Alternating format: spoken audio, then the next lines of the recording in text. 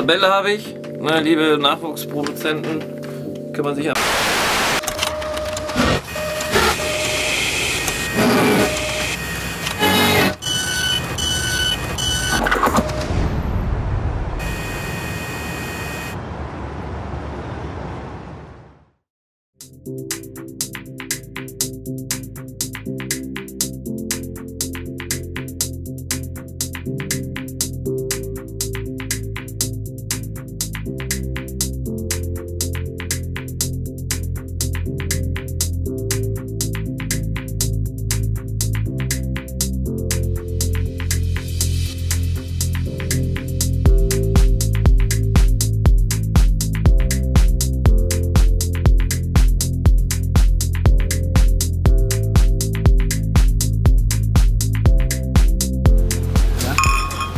Schönen Trip. Tschüss. Tschüss.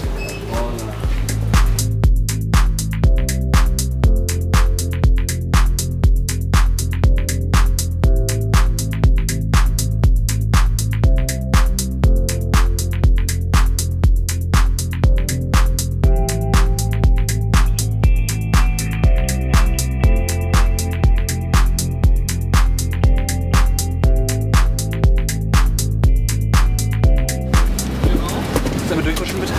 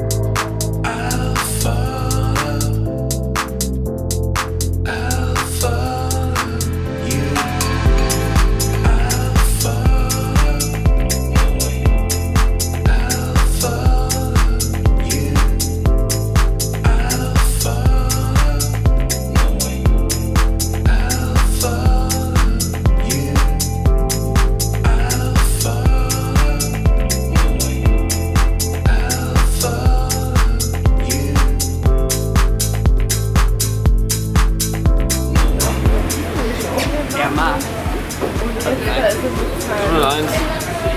Problem eines DJs. Flughafen München, Terminal 1. Und vor allem ist blau-weiß. Ne, Schalke. Ich bin Dortmunder.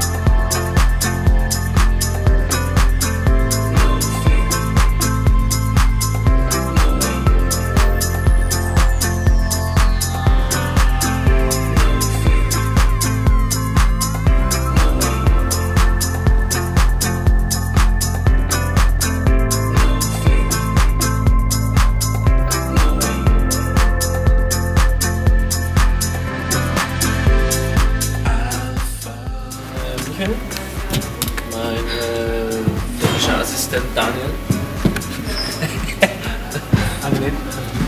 bereitet gerade die Technik vor. Und zwar haben wir so schöne Folien machen lassen, die wir jetzt hier auf den CDJ 2000 Nexus und DJL 900 kleben werden. Für welche Künstler habt ihr das schon gemacht, Daniel? Boah, die Liste ist so lang, ne? Fang mal ganz oben an.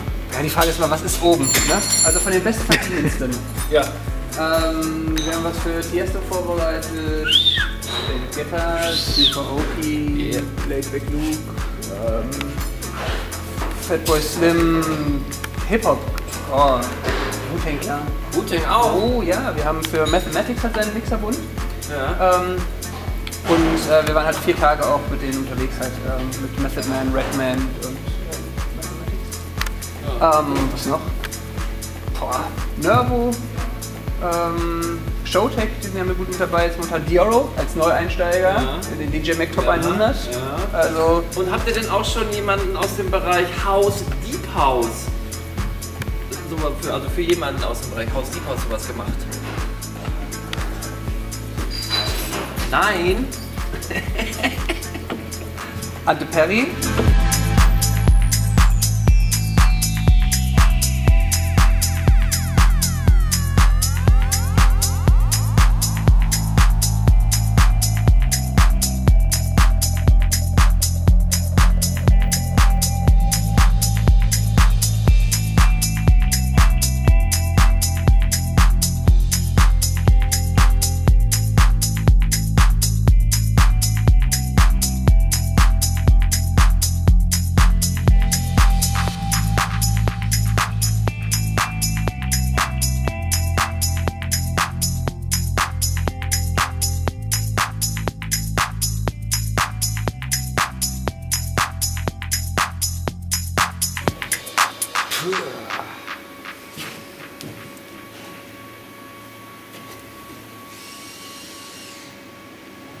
Also es ist einfach...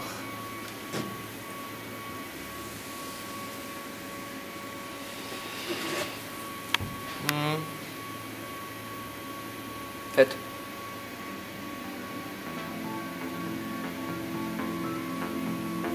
Fett.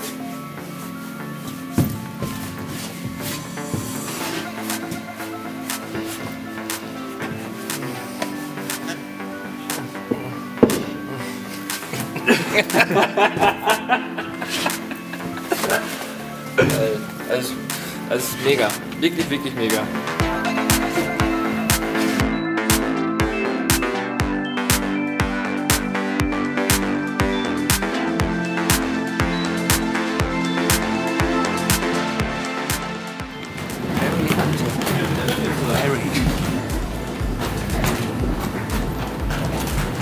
Ante Perry.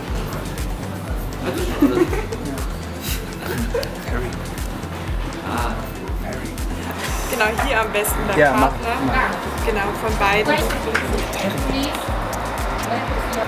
Der Name Perry, der kommt mir irgendwie bekannt vor.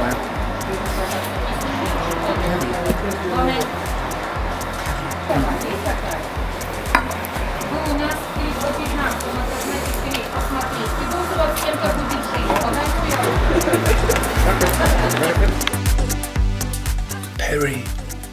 Der Name kommt mir irgendwie bekannt vor. Perry. Ich komme nicht drauf. Perry. Hab ich schon mal gehört. Perry. Perry?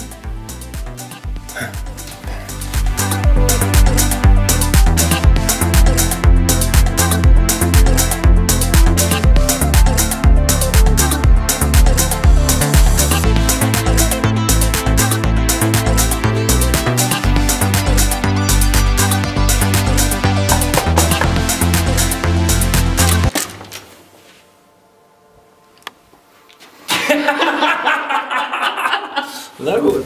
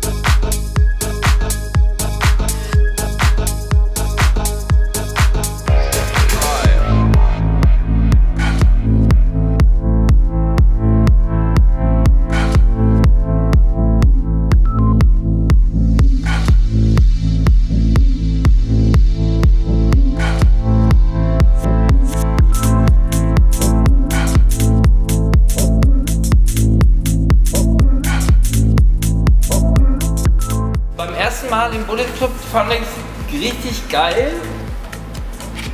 Und beim zweiten Mal finde ich es eigentlich noch geiler, weil ich weiß, mein Mischpult ist beklebt und das von denen mit den großen Füßen nicht.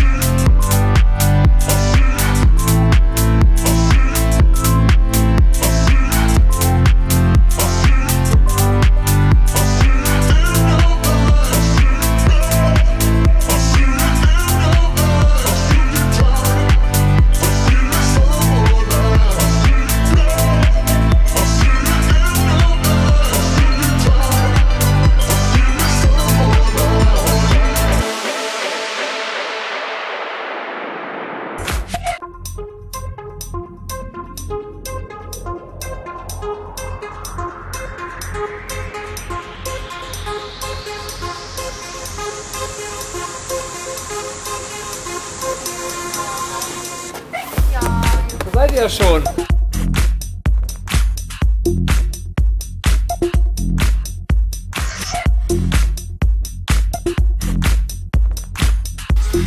Kriegst du einmal die bieten erstmal 1, 2, 3, 4 mit Thubenberger. Ja, Mann, der ist auch Peak, Alter. Die kennst du auch mit Thubenberger, da haben wir die Affen-Vocals selber gemacht.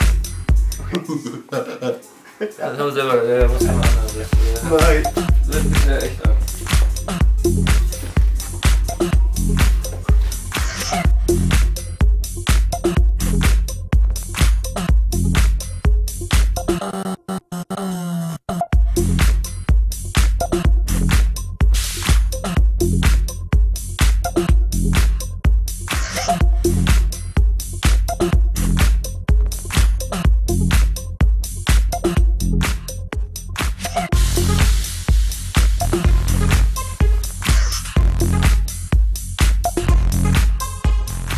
Also im Grunde genommen war die Geschichte so mit Beach Power,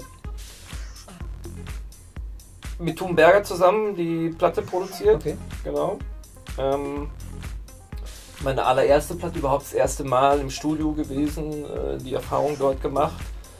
Haben wir mit so einem Stapel Vinyle vorbeigefahren, haben so ein bisschen gesampelt und dann ist die Platte halt entstanden, die ich dann Mombutika geschickt habe. Und dann im Juli 2006, als das Melt-Festival war, ich glaube, die haben da freitags gespielt, samstags morgens hatte ich dann so einen 5 Minuten Text auf dem Anrufbeantworter von Kove und Tobi. Sternhagelvoll.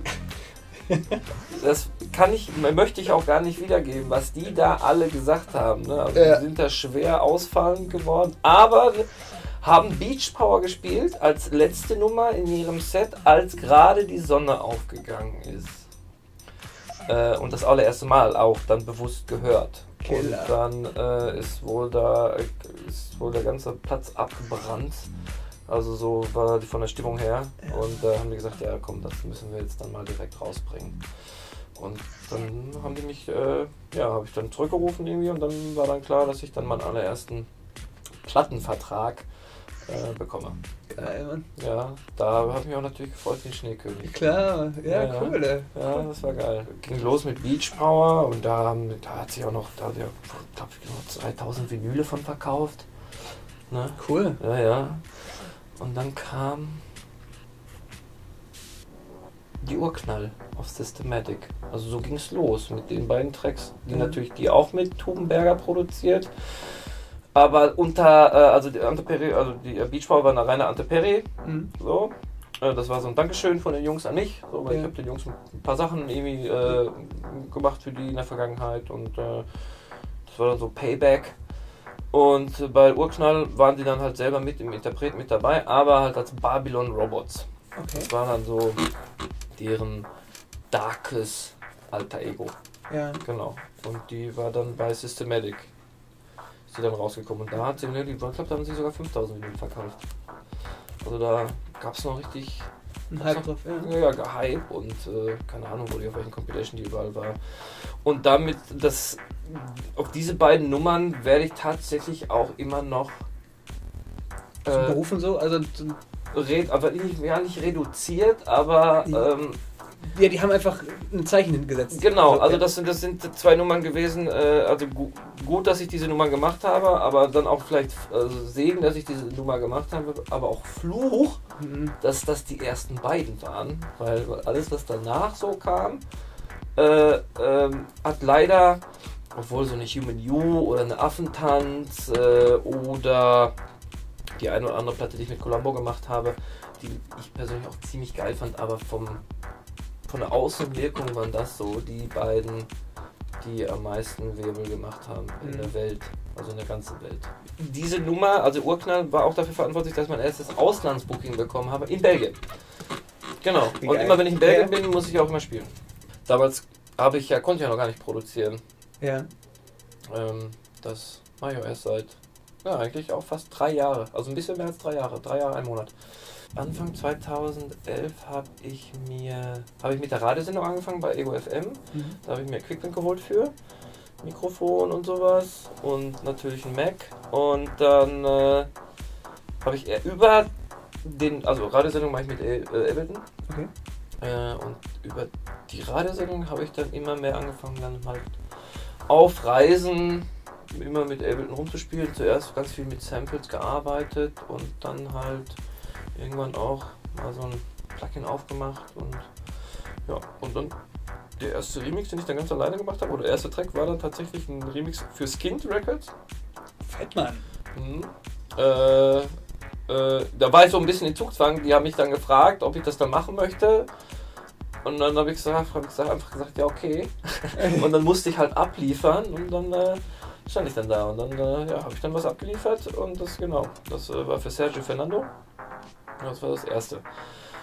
Und ja, mittlerweile habe ich mir wo wir hier gerade auch drin sind, ein eigenes Studio dann selbst gebaut oder bauen lassen. Also ich dachte mir, okay, wenn du dann jetzt mal den Weg des Produzieren gehst, dann machst du das auch richtig, machst du so ein Studio und baust das alles vernünftig. Also in dem Raum, wo wir sind, der berührt nicht die Außenwände, das heißt kein Schall wird nach oben übertragen, weil über uns wohnen halt tatsächlich Leute, Familien mit Kindern auch. Ja. Aber in den 1,5 Jahren, wo ich jetzt hier bin, hat sich auch noch keiner beschwert.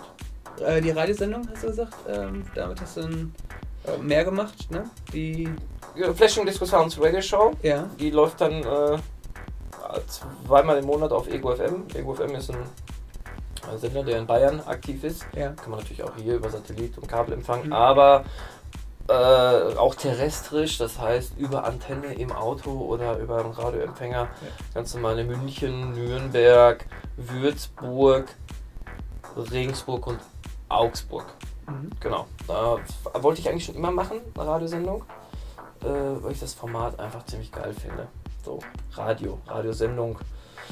Warum so geil? Weil so oldschool, so authentisch? Weil es einfach oldschool ist auch. Und kann ich auch voll nachempfinden, einfach oldschool und mir war es halt wichtig, dass ich da nicht einfach nur so einen Mix abliefere, sondern ich habe dann so Kategorien eingebaut. 3 Kategorien gibt es in dieser Radiosendung.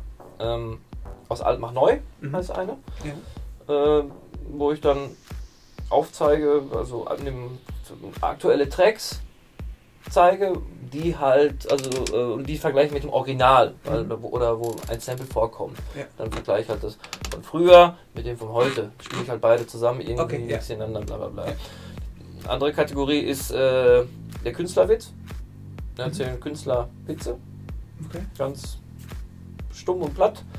Da merkt man schon, wer reden kann und wer Witze erzählen kann und wer nicht. Ja. Ne? Also im Grunde genommen, ich sag halt, habe den Leuten immer gesagt, seid einfach so wie ihr seid, erzähle einfach und das sende ich dann halt auch so. Ne? Also da so ist halt authentisch dann in dem Moment. Nicht verstellt, so nicht gespielt. Genau. Und die letzte Kategorie ist My Bavaria, wo dann die ist auch schon unterlegt mit Oberkreiner. Kennst du Oberkreiner? Nein. Das ist so eine bayerische Volksmusikband,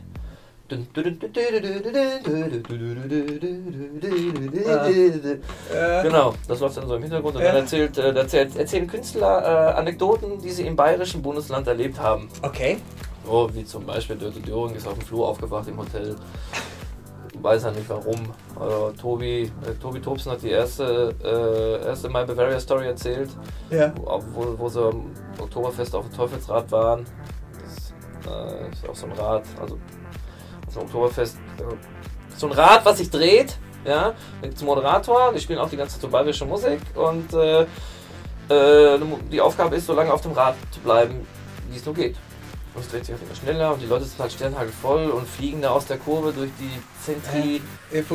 Fugal, ja genau. Ja. Und Tobi und Kurve haben sich da aber geboxt mit so riesen Boxhandschuhen und während sich das Rad gedreht hat und die Geschichte hat er zum Besten gegeben. Ja, wie Tobi voll aus dem Auge gekriegt hat vom Kurve. Genau. Ja. Ja. Ich würde gerne von der Radiosendung auf das Mixen mit der APC kommen. Mhm. Du meintest, dass die... Hab ich mal versprungen? Also ich habe mir die damals angeschafft, damals noch den APC 40, davor gab es den APC 20. Ja.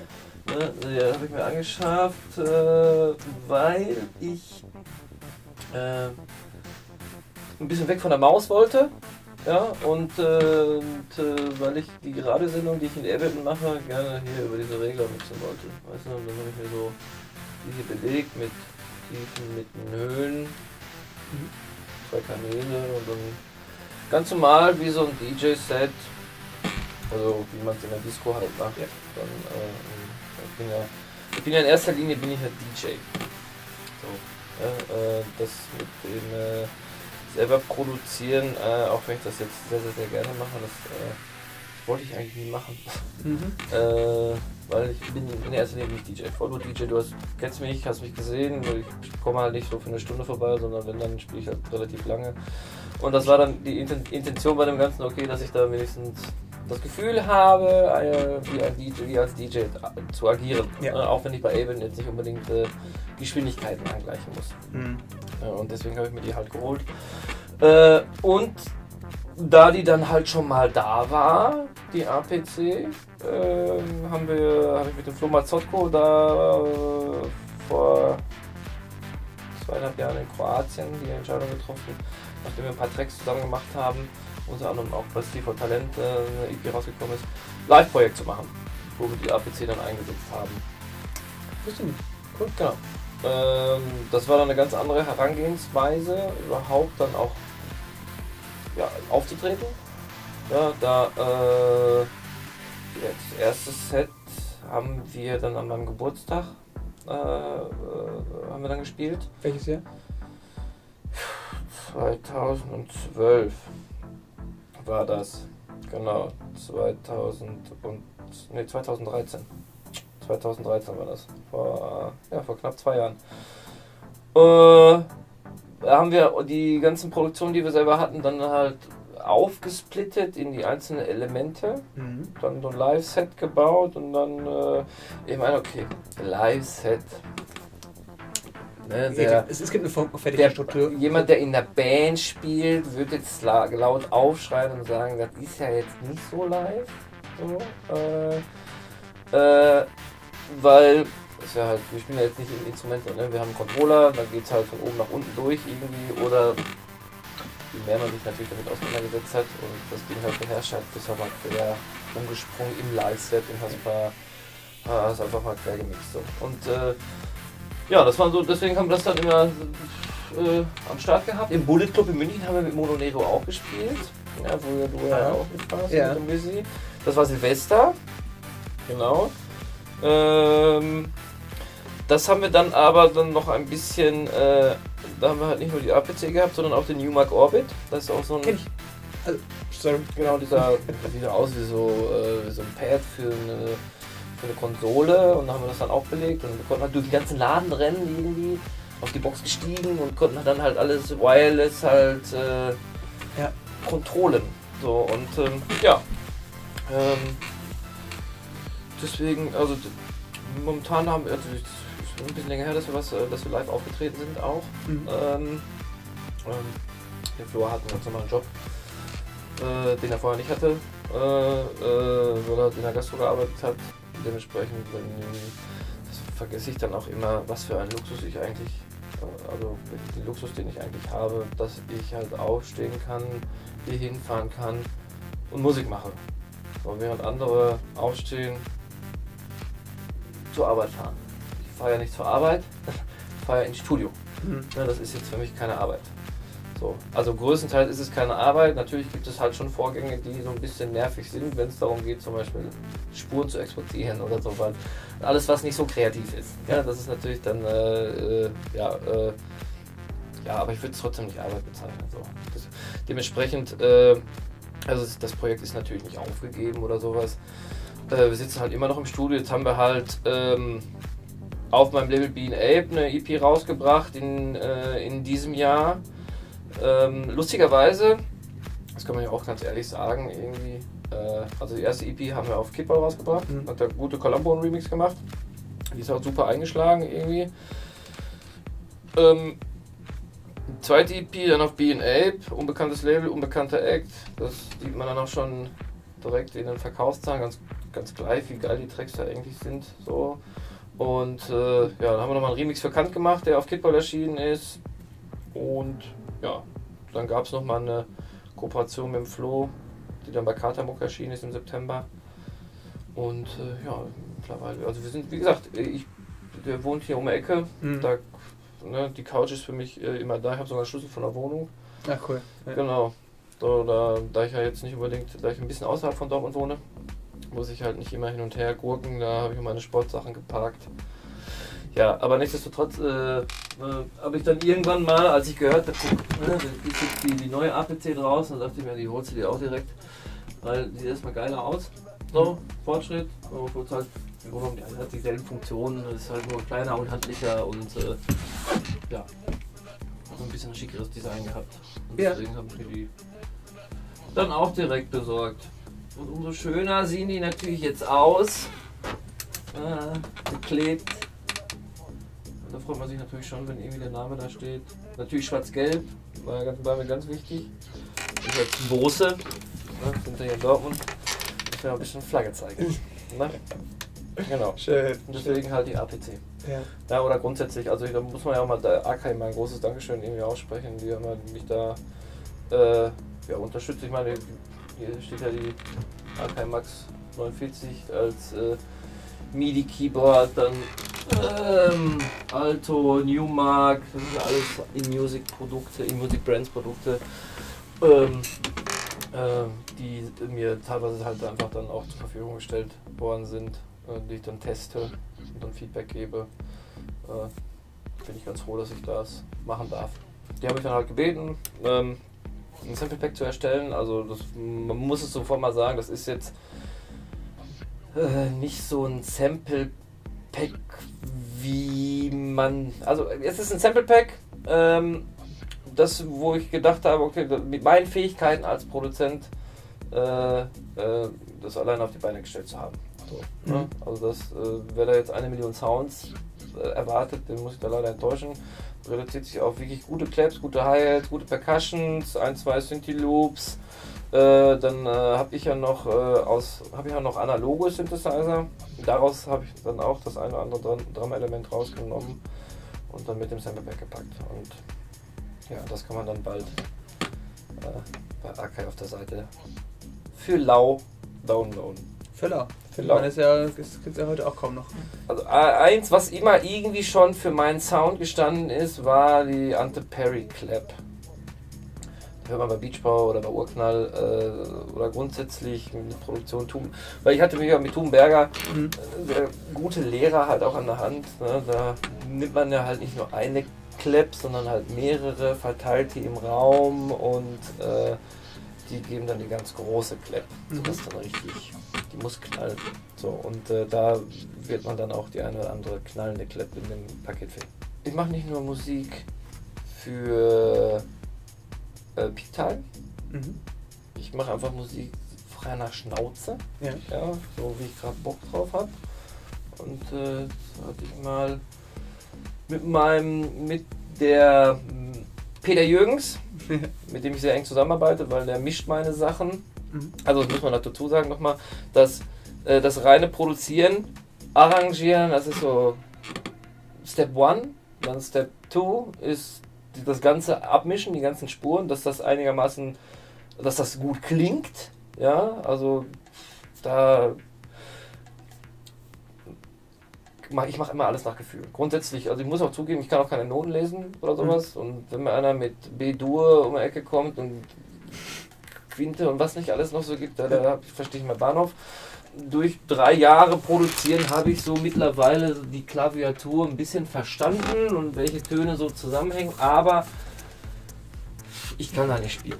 So, und deswegen mache ich immer alles nach Gefühl und so ist es dann halt auch bei den Sounds. Wenn ich meine, da ist zu viel Bass drin, dann drehe ich den einfach raus. Und wenn ich meine, da sind zu wenig Höhen drin, drehe ich die einfach rein.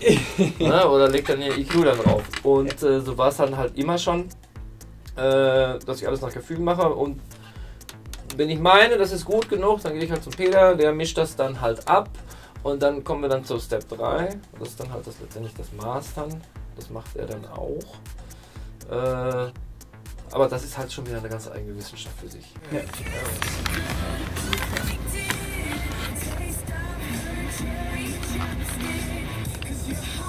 Was ist geil an Katy Perry eigentlich? Ich verstehe das nicht. Gar nicht. Und Lady. Ich glaube, ich hab's.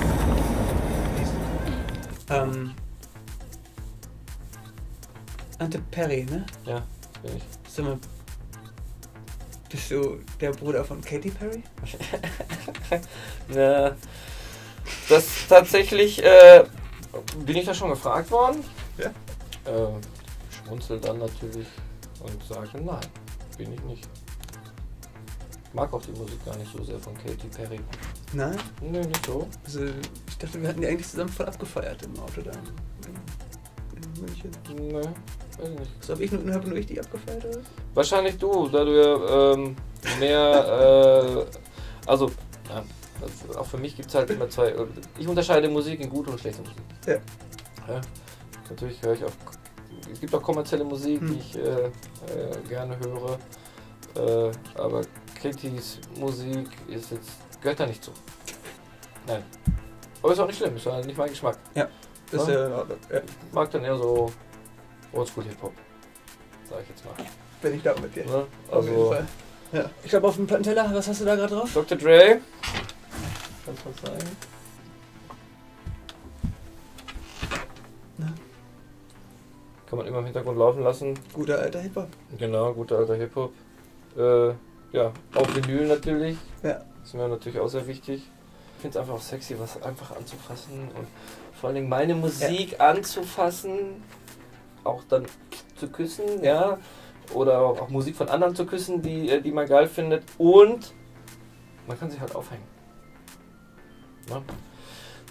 Mach das mal mit 1 und 0. Mach das mal mit 1 und 0 oder mit digitalen Files, die dann irgendwie im iTunes dann irgendwo im Nirvana hängen. Ja. Irgendwo im Nirvana hängen. Genau. So, ne, Platten, die stellt sich irgendwo hin.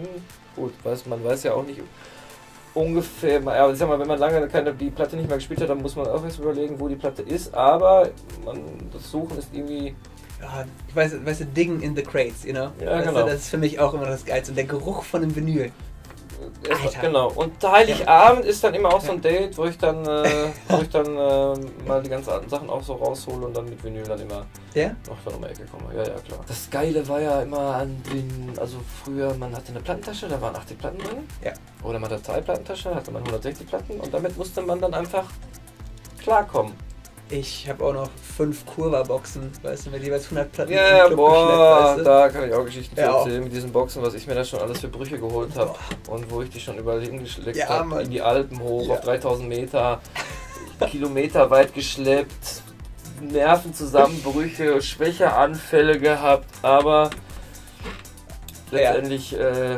man weiß wofür. Genau, man weiß wofür. Genau. Okay. So. Mit Play. Mach mal Play, genau. Hier habe ich dann einen Chord dann herausgeneriert. Basierend auf den 3 und 7 Halbtönen. Und dann dementsprechend dann nochmal die Chords dementsprechend angepasst. Bei mir läuft das halt alles, wie gesagt, nach Gefühl. Ne? Ich kann das halt nicht spielen, sondern ich mache das dann halt so lange, bis sich das dann halt gut anhört. So, ne? Und ich habe dann hier ein bisschen eine Tabelle. Ne, liebe Nachwuchsproduzenten, kann man sich einfach im Internet googeln und da stehen dann drin, wie Töne irgendwie zusammenhängen. Ist also alles kein Hexenwerk. Das hört sich so mega an. Auch hier die Bassline.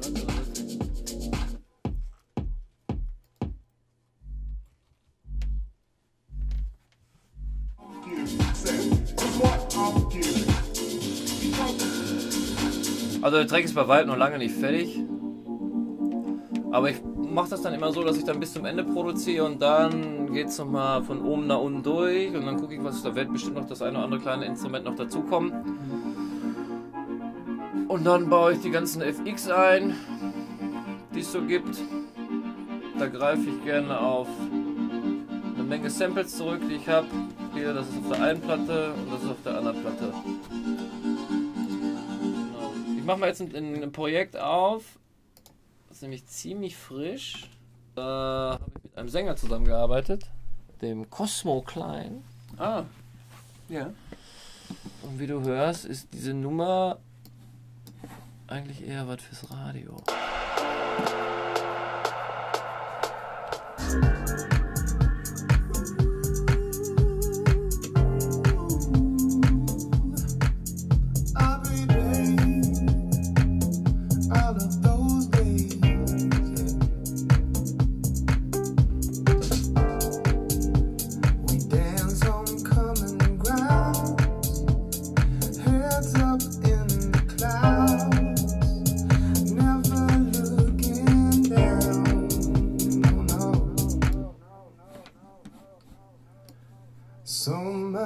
Habe ich mal die Vocals jetzt solo laufen lassen, vielleicht als kleiner Tipp. Ne? Es gibt eine Hauptspur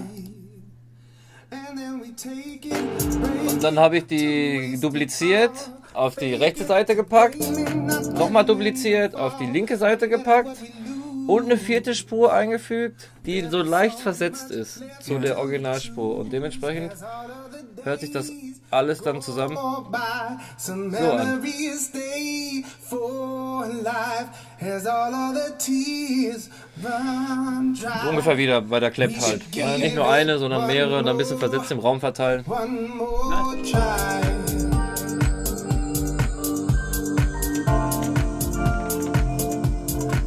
more try. Ziemlich sehr zufrieden mit der Nummer. Mega Vocal abgeliefert. Eigentlich eine eigentlich eher so eine Radionummer. Da werde ich auch eine Radioversion von machen. Habe jetzt mal angefangen, die ein bisschen zu verschicken, also an 1, 2 Labels. Mal sehen, was die davon halten. Wird es eine Radioversion davon geben und dann hoffe ich, dass die irgendwo auf einem international renommierten Label erscheinen wird. Sage ich jetzt mal. Ja. Natürlich kann ich die auch bei mir auf dem Label rausbringen. Aber das kann ich immer noch, wenn alle Nein sagen. Weil ich bin da 1000% von überzeugt. So, und ja. In dem Sinne. In diesem Sinne, ja. Ja. Ante, vielen lieben Dank. Es war mir ein Fest. Gerne, Mann. Es war mir ein Fest. Es waren 2 fulminante Partys, die wir miteinander erlebt haben. Münster und München. Bullet, Conny Kramer und Bullet Club. War mir eine Freude. Tito. Vielen Dank. Bitte, gerne. War mir eine Freude. Ciao.